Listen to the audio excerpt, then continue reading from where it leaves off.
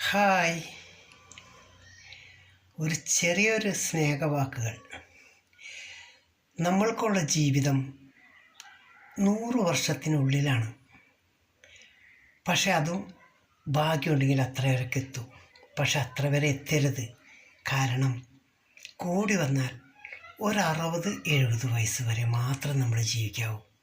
അത് കഴിഞ്ഞാൽ അങ്ങോട്ട് ജീവിക്കരുതെന്ന് പറഞ്ഞാൽ അവിടെ നിന്ന് തൊട്ട് നമ്മൾക്ക് ദുരിതങ്ങളായിരിക്കും, കഷ്ടപ്പാടും. നമ്മുടെ വാർദ്ധക്യത്തിലേക്ക് പോകുന്ന സമയത്ത് നമ്മൾ പിന്നെ ജീവിച്ചിട്ടൊന്നും കാര്യമില്ല. മക്കളായാലും എല്ലാവരും നമ്മളെ വെറുക്കപ്പെട്ടുകൊണ്ടിരിക്കും.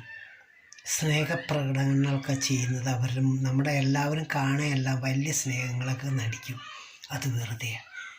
വാർദ്ധക്യത്തിലേക്ക് പോകുമ്പോൾ നമ്മൾ വിചാരിക്കുക നമ്മൾ ദുരിതം അനുഭവിച്ചു കൊണ്ടിരിക്കും. പിന്നെ അവിടെ നിന്നിട്ട് അതിൻ്റെ പേരിൽ 70 വയസ്സ് വരെ നമ്മുടെ തൊട്ട് ബാക്കിൽ തിരിഞ്ഞ് നോക്കിക്കഴിഞ്ഞാൽ ഒരാൾ നമ്മുടെ കൂടെ ഉണ്ടാവും, നമ്മൾ എവിടെ പോയാലും.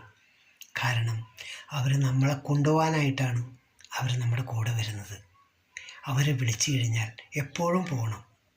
പിന്നെ നമ്മൾക്ക് ഈ 100 വർഷത്തിനുള്ളിൽ നമ്മൾക്ക് ചെയ്യാൻ പറ്റുന്നത് കുറച്ച് കാര്യങ്ങളുണ്ട്. ആർക്കെങ്കിലും ദാനം ചെയ്യണമെന്ന് ആഗ്രഹമുണ്ടെങ്കിൽ ഇല്ലാത്തവർക്ക് കൊടുക്കുക. ആർക്കെങ്കിലും ഭക്ഷണങ്ങൾ കൊടുക്കാൻ ആഗ്രഹമുണ്ടെങ്കിൽ വിശപ്പുള്ളവന് കൊടുക്കരുത്, വിശപ്പ് ഇല്ലാത്തവന് കൊടുക്കരുത്, ഉള്ളവന് കൊടുക്കണം. പിന്നെ നമ്മളായ സ്നേഹങ്ങൾ മറ്റൊരാൾക്ക് പങ്കുവെക്കുക. ഇതൊക്കെയാണ് നല്ലത്. ജീവിതം എന്നൊക്കെ പറയണത് ഒരു 100 വർഷത്തിനുള്ളിൽ അതിൽ കുറേയൊക്കെ കുട്ടിക്കാലമായി പോവും, പിന്നെ യൗവനകാലമാവും, പിന്നെ വാർദ്ധക്യത്തിലേക്കാവും. അത് നമ്മുടെ ദുരിതം പിടിച്ച ജീവിതമാണ്.